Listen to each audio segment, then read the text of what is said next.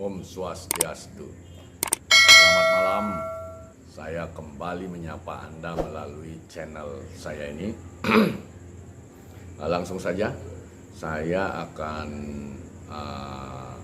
menyampaikan opini saya berkaitan dengan jumlah menteri di kabinet Pak Prabowo, kabinet Merah Putih. Jadi kemarin tanggal 21 Pak Presiden Prabowo sudah melantik kabinet Merah Putih. Ya. Jumlah menteri itu kalau tidak salah 48 menteri baru dilantik dan setingkat menteri serta setingkat menteri itu 48. Kemudian tidak kurang wakil menteri ada 56 jabatan. Jadi kalau di total 48 sampai dan ditambah 56 itu menjadi 100-an.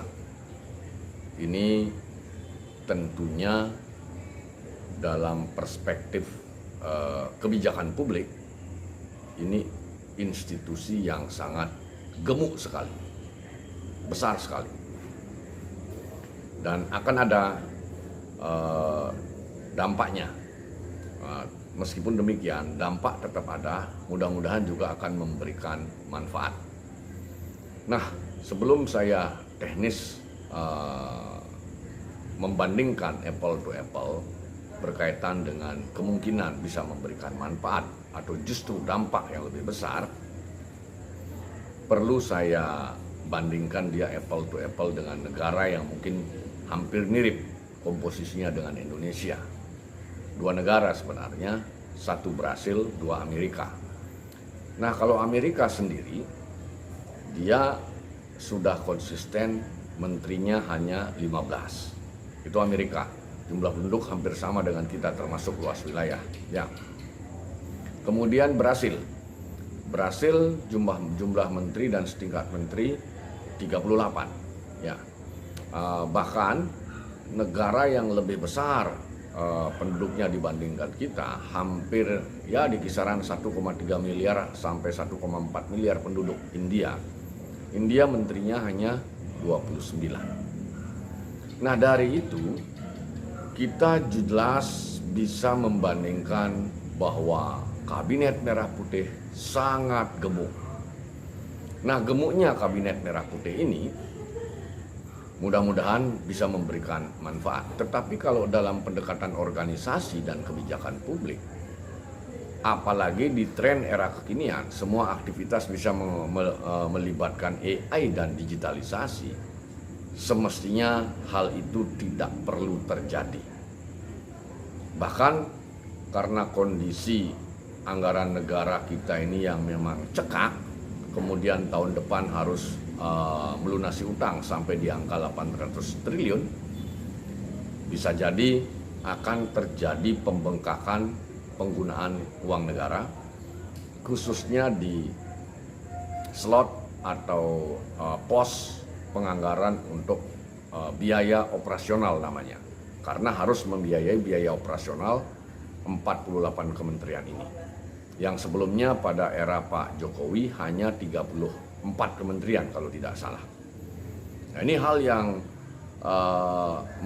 mestinya sebelumnya betul-betul dipikirkan oleh Presiden Prabowo.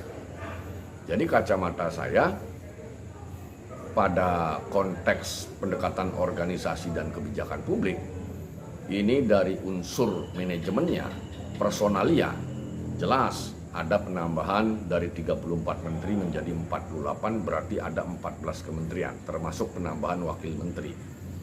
Personil tidak cukup hanya sekedar melantik menteri dan wakil menteri, berarti pegawai di bawah dan jajarannya harus ada. Nah, itu akan menambah pengeluaran APBN untuk biaya operasional. Itu baru personil. Tadi sudah diikuti dengan anggaran, nanti akan diikuti dengan anggaran.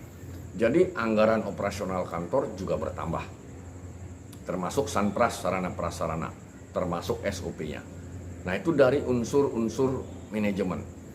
Nah, ini akan bisa berdampak terhadap hal yang namanya fungsi manajemen pada saat melakukan koordinasi antar kementerian. Ya, sepertinya akan butuh waktu dan energi untuk melakukan setiap koordinasi. Karena lembaganya bertambah, dipecah-pecah kementerian itu. Baik itu di tahapan perencanaan, organisasi, perencanaan berkaitan dengan urusan masing-masing, kemudian berkaitan dengan pengorganisasian, kemudian berkaitan dengan eksekusi program yang harus melibatkan unsur-unsur terkait. Ini betul-betul kos waktu, kos tenaga, dan kos uang.